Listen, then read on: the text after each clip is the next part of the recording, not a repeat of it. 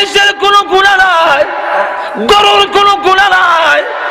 গরু জবাই করলে মরণের কষ্ট হয়, মহিষের কষ্ট হয়। গুনাহ আর সওয়াব বুঝি না, মরণের সময় জান বের করতে প্রত্যেকের কষ্ট হবে।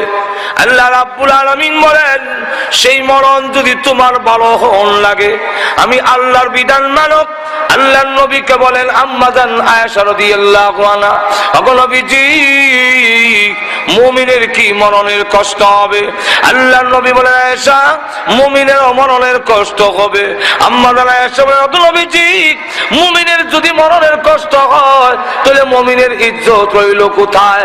আল্লাহর নবী ডাক দিয়ে, আয়েশা, মুমিনের মরণের কষ্ট কষ্ট থাকবে না গো, কষ্টগুলো সব আনন্দের হয়ে যাবে। কষ্ট কষ্ট